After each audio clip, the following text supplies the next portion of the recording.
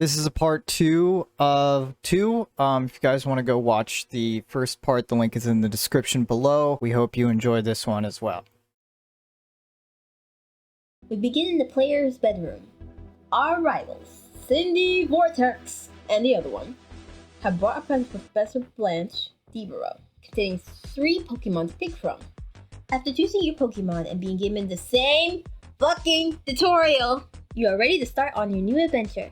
And by starting your new adventure, I mean getting jumped on by a non-consensual group FaceTime from your watch like it's Raid Shadow Legends ad read.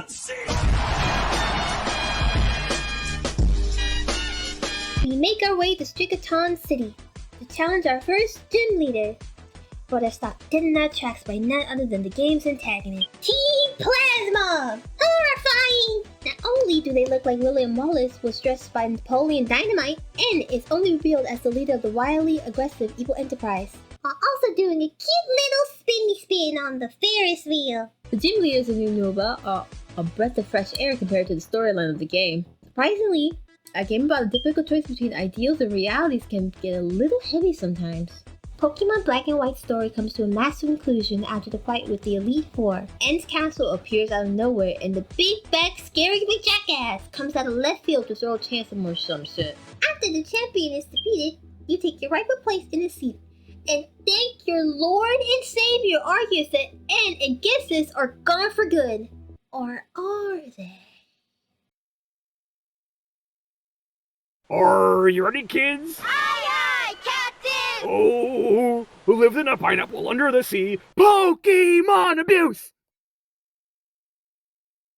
So I'm going to be completely honest with you guys here. I was writing this script, and I seem to have completely forgotten that Pokemon X and Y exists. But while doing the research for the video, I stumbled upon a lot of Wattpad stuff. And, you know, I thought to myself, if there's one person who knows the most accurate version of the story, with no personal components whatsoever, it would be Wattpad writers. So I thought that I would read a little bit of this Wattpad story. I skipped a bit to the middle, because the beginning was a little boring. This is called Column X Reader One Shots, Pokemon XY 3DS, by Echo of Everlast. The link will be in the description below. God save me. Thank you. Alright. Okay. The tall grass that you have been walking in covered the fact that you were right along the edge of a cliff. Step on a rock caused you to move your foot to the side. Moving your foot to the side caused you to fall into a small ravine. To make the situation worse, you landed on one of your ankles. You let out a cry as you pull your leg out from under yourself. You did your best to hold back tears, but they still came out. Both angry and scared, you tried to call for help. Column! You were afraid that he wasn't going to come to help you, that he had already moved on to the next town. He just wouldn't leave me, right? You thought to yourself. Your name? You looked to the top of the small cliff when you heard Column's voice. He'd come looking for you. Column! You call out. I'm down here! The following silence scared you. It was only until you could hear the sound of shifting grass coming towards you. You did feel what? It was only until you could hear the sound of shifting grass coming towards you did you feel... You know what? I'm gonna try that again, okay? It was only until you could hear the sound of shifting grass coming towards you did you feel like you could finally relax. Well, only a little. So if you guys want to continue reading this, again, the link is in the description below. I know I will be continuing to read this because I'm on the edge of my seat. I'm pretty sure they have like a view system or something on Wattpad, so go support the writer, whoever they are. Now on to Sun and Moon. The story starts as you, a young Kanto region Chad, travels with your mother to Mimalim Island in the Alola region. you meet a young girl named Lily and rescue her special, cute little strawberry space vape named Nebby. I'm gonna be real, dog. I would die for him. Once you meet your Pokemon, Professor Hassan Piker explains a coming-of-age bloodbath ceremony that the island's deities require you to participate in. Each of these trials end with a supposedly overpowered Pokemon that ends up getting absolutely decimated because Nintendo broke the power creep and gave you the ability to hit the gritty and absolutely fucking obliterate anything that comes between you and Mallow.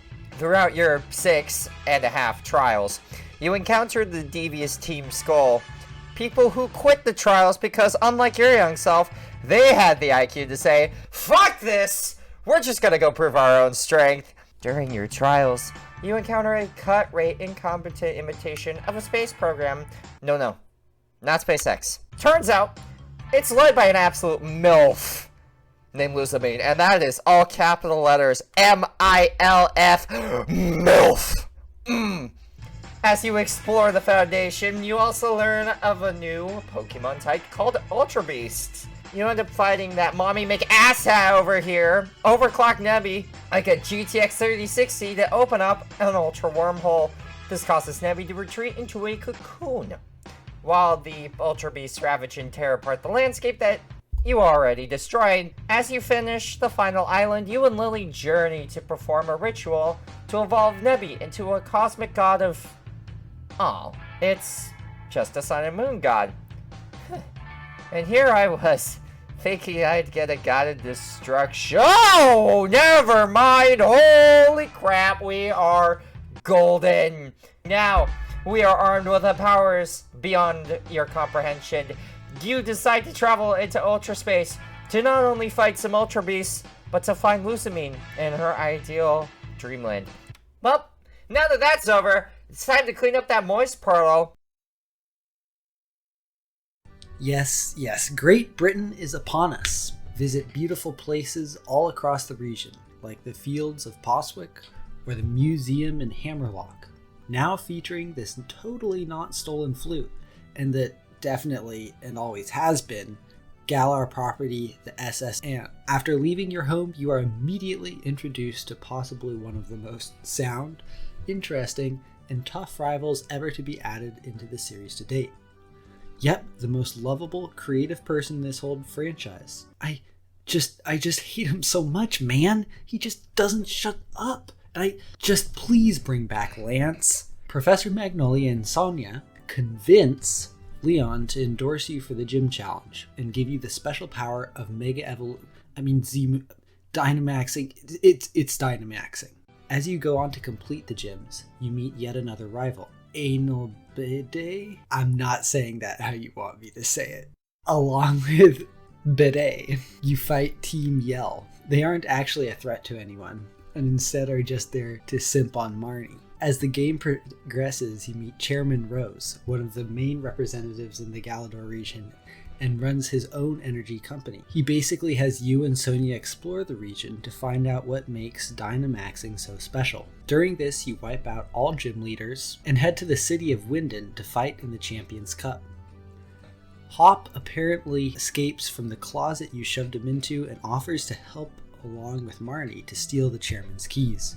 You find that Leon, who you're supposed to fight, is actually breaking his deal with Rose, because Rose wants to use the Darkest Day to solve a power crisis. Not one that's currently happening, one that could happen in 1,000 years, thousands of years.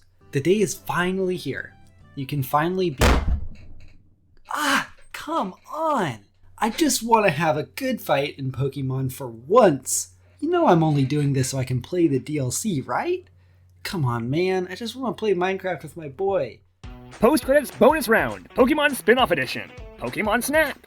Finally, a Pokemon game for voyeurs. Pokemon Rangers. Pokemon Rumble. Okay, but like how and why is this game so fun? Pokemon Trading Card Game. I really just collect them for the artwork. I didn't even know you could play them. Pokemon Go, when the developers took touch grass too seriously.